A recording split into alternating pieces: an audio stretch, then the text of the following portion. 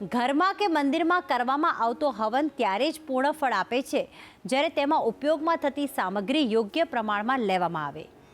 ઘણીવાર લોકો વધુ સામગ્રી કે ઓછા ઘીનો ઉપયોગ કરી બેસતા હોય છે, જેના કારણે હવનની પવિત્રતા પર અસર પડે છે.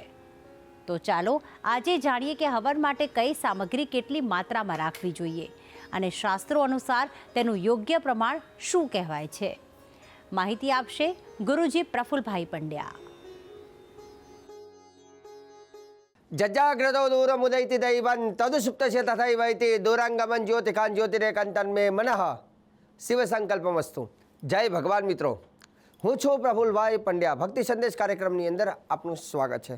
દર્શક મિત્રો, આજનો જે વિષય જે છે હવનની આહુતિ કઈ રીતે આપી, હવનની સામગ્રીનું પ્રમાણ શું છે, હવન કરતી વખતે કઈ બાબતોનું ધ્યાન રાખવું, આ બધી જ વાતોનો જવાબ આજના કાર્યક્રમમાં હું તમને આપવાનો છું.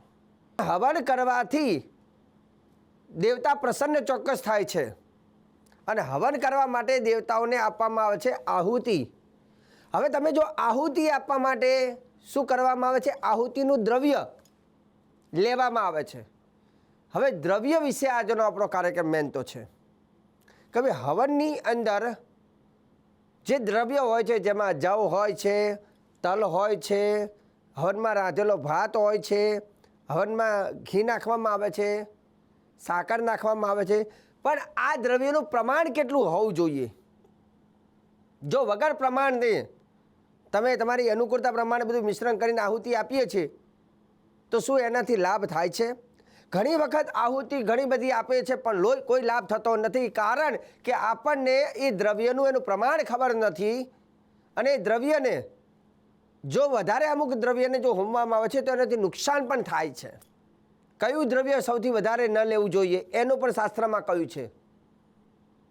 જેમ કે દ્રવ્યની વાત કરીએ તો જવને જો સૌથી વધારે માણસ જો હવન સામગ્રીમાં જવનું પ્રમાણ વધારે રાખે છે ને તો એના જીવનમાં દરિદ્રતા આવે છે. બહુ વધારે પડતી આહુતિ, જેટલી પ્રમાણ આપ્યું ને એટલી જ આહુતિ આપીએ, વધારે આપો અથવા ઓછી આપો તો નુકસાન છે. એટલે શાસ્ત્રને અનુસાર ચાલવું જરૂરી છે. તો શાસ્ત્રની અંદર એવું લખ્યું છે કે કઈ કઈ આહુતિ કેટલી આપવી જોઈએ. જો આહુતિના પહેલાં તો દ્રવ્યની વાત કરી દઈએ. વધારે તલ હોમવાથી, જો કે તલથી શું લાભ થાય, તલથી ધનનો લાભ થાય છે. પહેલો તો તલના દ્રવ્યથી હોમવાથી ધનનો લાભ થાય છે. જવ પણ મનુષ્ય માટે ફાયદાકારક બને છે, પણ જો તલની માત્રા કરતાં વધારે જવ હોમવામાં આવે છે તો દુઃખ અને દરિદ્રતા આવે છે. પાયસ એટલે કે દૂધમાં રાંધેલો ભાતની આહુતિ આપવાથી એને કાચું એટલે કહેવાય છે કે જે ચોખાનું અન્ન દ્વારા જે આહુતિ આપવામાં આવે છે એ વ્યક્તિના ઘરમાં સુખ, શાંતિ, સમૃદ્ધિ પ્રાપ્ત થાય છે. અને ઘૃત કહેતા ઘીની આહુતિ પણ આપવાથી ધન લાભ થાય છે, આર્થિક લાભ. સાકર એ મનુષ્યનું જીવન શ્રેષ્ઠ બનાવે છે અને જીવનમાં મુશ્કેલીઓનો નાશ કરે છે. તો દરેક દ્રવ્યનો મહત્વ છે. પણ હવે રહી વાત કેટલું દ્રવ્ય કેટલું લેવું જોઈએ.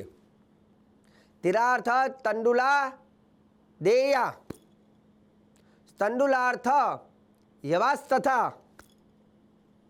પયવાર્થ શર્કરા પ્રોક્તા, સર્વાર્થ ચ ઘૃતમ સ્મૃતમ. આ શાસ્ત્રનું પ્રમાણ છે. સૌથી વધારે પહેલું લેવાનું તિલાર્થ, સાકર પછી હશે પહેલું તિલાર્થ, તલ. દાખલા તરીકે તમે જો 1 કિલો તલ લીધા છે હવનમાં, તિલાર્ધ તંડુલા દેયા, તો પછી એનો 50% ભાગ, એનો અડધો ભાગ કયું દ્રવ્ય લેવું? તો કે શાસ્ત્રમાં એવું લખ્યું છે કે એનો અડધો ભાગનો ચાવલ. ચાવલ એટલે કે દૂધમાં રાંધેલો ભાત. તમે જેટલા તલ લીધા છે, 1 કિલો તલ લીધા છે તો 500 ગ્રામ દૂધમાં રાંધેલો ભાત બનાવવો જોઈએ. એનો 50% થઈ જાય.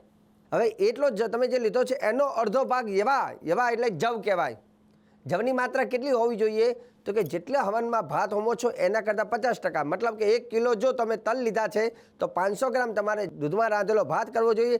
અને 500 ગ્રામ દૂધમાં રાંધેલો ભાત લીધો છે તો એનું અડધું એટલે કે 250 ગ્રામ તમારે જવ લેવા જોઈએ. આ એનું પ્રમાણ, એના અડધા થઈ ગયા. હવે આગળ લખ્યું યવાર્થ શર્કરા પ્રોક્તા. જેટલા તમે જવ લીધા છે એનો અડધો ભાગ શર્કરા. શર્કરા કહેતા ખાંડ. ખાંડ કહી શકો, સાકર કહી શકો. આપણે જે સાકર આવે છે એ હવનમાં હોમવી જોઈએ. હવે એ કેટલી તો કે જેટલા જવ લીધા છે એનો અડધો ભાગ, જેમ કે 250 ગ્રામ જવ લીધા છે તો તમારે એ પ્રમાણે શું લેવાનું, સાકર એની આહુતિ અંદર આપવી જોઈએ, મતલબ એ દ્રવ્યમાં નાખવું જોઈએ. પછી આગળનો એક ચોથો શબ્દ છે સર્વાર્થ છે ઘૃતમ સ્મૃતમ. ઘૃત કહેતા હવે ઘી આવે છે, ગાયનું ઘી. પાછું ઓરિજિનલ ગાયનું ઘી કેટલું લેવું જોઈએ તો કે જેટલા તમે છેલ્લે સાકર લીધી છે એનું 50% તમારે ઘી લેવું જોઈએ. તો આ ક્રમ અનુસાર જો તમે દ્રવ્ય બનાવીને જો આહુતિ આપો છો તો એ આહુતિથી તમારું કલ્યાણ થાય છે. એનાથી આગળ લખ્યું કે આ બધી વસ્તુને એકત્ર કરીને પછી પણ એકત્ર કરતી વખતે હા જવની વાત કરી તો જવની અંદર ઘણી વખત જીવાત હોય, તો જવ તમે હુમતા હોય તો જવ માર્કેટમાં લાવે તો પહેલાં ચારણાથી એને સાફ કરી દેવાના, એવું નહીં જીવાતવાળી વસ્તુ અંદર હુમવાની, એ પણ પાપનો અધિકારી બને છે. દ્રવ્ય શુદ્ધ હોવું જોઈએ, ચોખ્ખું હોવું જોઈએ, બગડેલું ન હોવું જોઈએ, એમાં જીવાત ન હોવી જોઈએ, એ પણ ક્લિયર કરવાનું. અને બધું દ્રવ્યને એકત્ર ભેગું કરીને એમાં જે ઘીનું પ્રમાણ છે નાખીને એને મિશ્રણ કરીને પછી જ એ દ્રવ્યને હોમમાં આહુતિમાં એનો ઉપયોગ કરવાનો. હવે રહી વાત આહુતિમાં જ્યારે હોમ કરતા હોય ત્યારે પણ અમુક બાબતોનું ધ્યાન રાખવું. કઈ તો કે ખાસ કરીને કોઈ પણ દેવની તમે આહુતિ આપતા હોય મંત્રના અંતે છેલ્લે સ્વાહા શબ્દ બોલીને આહુતિ પ્રદાન કરવી. સ્વાહા, જેમ કે ગણેશજીની આહુતિ છે તો ઓમ ગણ ગણપતયે સ્વાહા, સ્વાહા બોલે ત્યારે જ હોમ કરવાનો, એ પહેલાંય નહીં પછી નહીં. સ્વકાર અને હકાર, સ્વકાર જ્યારે સ્વાહા સ્વકાર જ્યારે બોલાય ત્યારે અગ્નિદેવ પોતાનું મુખ ખોલે છે અને હકારથી બંધ કરે છે, એટલે જ્યારે સ્વાહા બોલાય તે જ વખતે આહુતિ આપવાની. અને આહુતિ પાછી કુંડમાં જ આપવાની, કુંડની બહાર ના પડે એનું ધ્યાન રાખવાનું. કેમ કે બહાર આહુતિ, કેમ કે અગ્નિદેવ જ્યારે મુખ ખોલે સ્વાહા બોલાય એટલે એ જ વખતે આહુતિ આપવાની, પછી મુખ બંધ થઈ જાય. અને સ્વાહાદેવી કોણ છે તો કે અગ્નિદેવના પત્ની છે. અગ્નિદેવના 2 પત્ની છે, એક સ્વાહા અને એક સ્વધા. એવું કહેવાય છે કે દક્ષ પ્રજાપતિની જે કન્યા જે છે એ અગ્નિદેવ સાથેના લગ્ન થયા છે, જે સ્વાહાદેવી. તો સ્વાહા અને સ્વધા 2 અગ્નિદેવના પત્ની છે. સ્વધા જે છે પિતૃ કાર્ય માટે અને સ્વાહા દેવ કાર્ય માટે છે. તમે કોઈ પણ ભગવાનની આહુતિ આપતા હોય તો એ દેવ સુધી આહુતિને પહોંચાડવાનું કામ સ્વાહાદેવી કરે છે અને અગ્નિદેવના માધ્યમથી એ દેવને આહુતિ પહોંચે છે. તો જ્યારે મંત્ર બોલતા હોય ત્યારે સ્વાહા અને સ્વધા શબ્દ ધ્યાન રાખવો જરૂરી છે. અને સાથે રહી વાત હવનની આહુતિ વખતે તો આ મૂઠો ભરીને આમ કે હુમવાન નથી, મૃગી મુદ્રા. શાસ્ત્ર કહે છે કે હવનની જેમ આમ મૃગ હોય 3 આંગળી લેવાની, એક અંગૂઠો અને વચ્ચેની મોટી આંગળી અને અનામિકા, એટલે કે જે ચાલનો કરનારી આંગળી જેને તિલક આંગળી કહેવાય એને અનામિકા કહેવાય. તો આ રીતે હરણના મુખ જેવી આકૃતિ થાય, પણ આને આ રીતે કરી અને સ્વાહા બોલીને આમ નાખવાનું, આમ નહીં નાખતા અને મુઠ્ઠીથી આહુતિ નહીં આપતા, કેમ કે મુઠ્ઠીથી આહુતિ આપેલી કોઈ માન્ય શાસ્ત્રમાં રહેતી નથી. તો ધર્મની વાત હોય કે શાસ્ત્રની વાત હોય કે શાસ્ત્રના પ્રમાણની વાત હોય તો હંમેશા હું પ્રફુલ્લ પંડ્યા તમને તમામ જાણકારી એટલે આપું છું કે હું પોતે કર્મકાંડી છું અને કર્મકાંડને સારી રીતે જાણું છું, સમજું છું અને લોકોને સાચી વાત બતાવું છું, જેનાથી તમે ચાહે નાનો યજ્ઞ કરતા હોય કે મોટો કરતા હોય પણ તમારો કરેલો યજ્ઞ તમને ચોક્કસ લાભ આપવો જોઈએ. યજ્ઞ કરવાથી લાભ થાય છે પણ એનું પ્રમાણની જાણકારી પણ હોવી જોઈએ. યોગ્ય પ્રમાણ સાથે, યોગ્ય દ્રવ્ય સાથે, યોગ્ય મંત્ર સાથે અને યોગ્ય રીતે ક્રિયા કરવામાં આવે છે તો એનો ચોક્કસ લાભ થાય છે ને થાય છે. જેથી ભક્તિ સંદેશ કાર્યક્રમની અંદર સદૈવ હું ધર્મની વાત હોય કે ચાહે જ્યોતિષની વાત હોય, આ કાર્યક્રમથી લોકોને સાચી જાણકારી આપતો રહીશ.